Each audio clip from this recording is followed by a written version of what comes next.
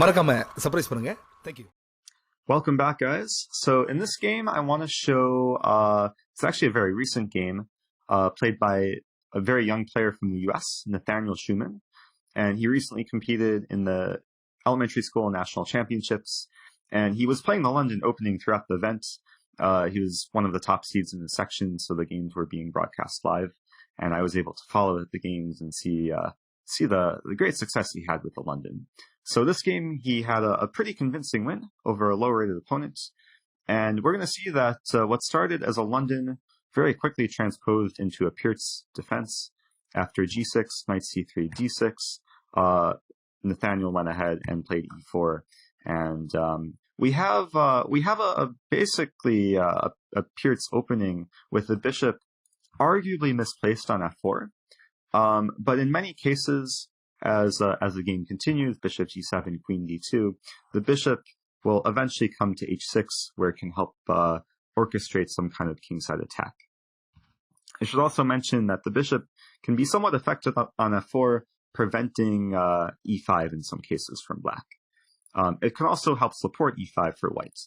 So even though the bishop maybe looks a bit out of place, it does have its role in the position. So going forward, knight bd7, white goes ahead and castles queenside. We don't see this every day, where white develops a whole queenside before touching anything on the kingside. And it's a pretty innovative way of playing, but I think it leads to a lot more interesting and tactical positions, where usually it will lead to some kind of opposite side casting scenario, where white will be hopefully the quicker one to attack.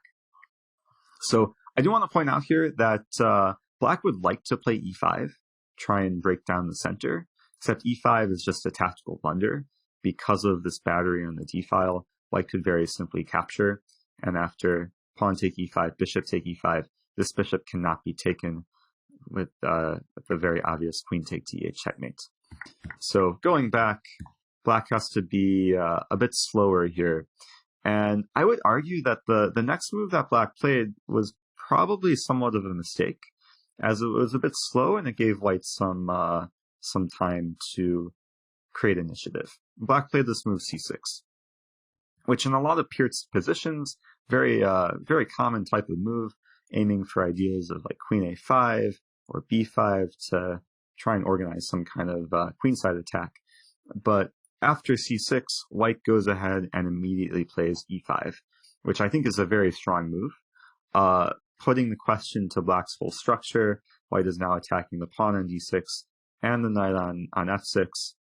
And as we see what happened in the game, black was basically forced into a situation which was very difficult to play, and then eventually blundered material.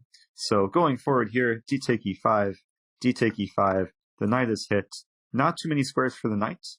Knight h5 was played.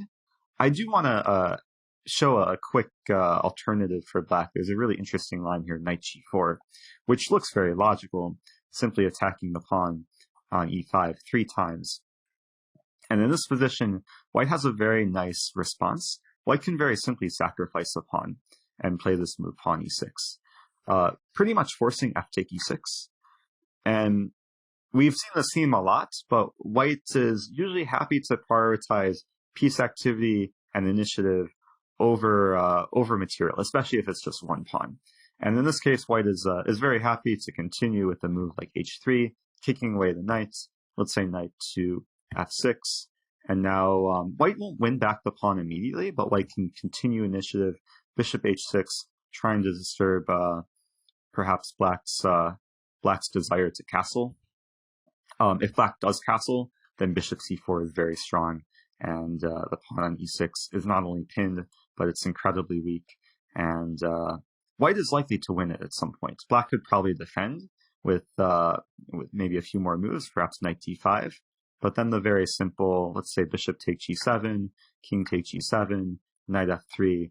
There's very simple ideas for white with rook e1 and knight g5. And the double pawns on a half-open file like this will not last, and white is pretty much guaranteed some advantage in this position. So going back, pawn sacrifice did not occur because black played knight h5. challenging the bishop right away. And white played bishop h6 in this position. Very strong move, preserving the bishop, or at least avoiding the trade bishop for knight, and questioning this bishop on g7. And now black made somewhat of a serious mistake. It actually looks like a natural move. Black just castled in this position, which unfortunately for black walks into some pretty devastating tactics that white eventually played. First, white started out with knight f3, just reinforcing the pawn on e5. Black doesn't really have much to play here to kind of untangle, especially the knight on h5. Incredibly awkward. Black played queen to c7, and now it's white to move and essentially win material. And the crushing move for whites is pawn g4, as the knight is simply trapped. Now, at first, it might look like the knight can escape by bishop take h6, queen take h6, and knight g7.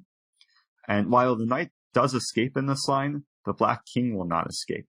And after knight g7, white just has forced mates. Knight g5 just ends the game. Queen take h7 is coming. Nothing really to stop it. Maybe there's a couple of moves to delay it, like knight f6. But this is just forced mate in a few more moves. So black's big mistake in this game, I think, was just playing too slowly in the opening. Probably should have castled much sooner, perhaps instead of c6. Should have castled right away.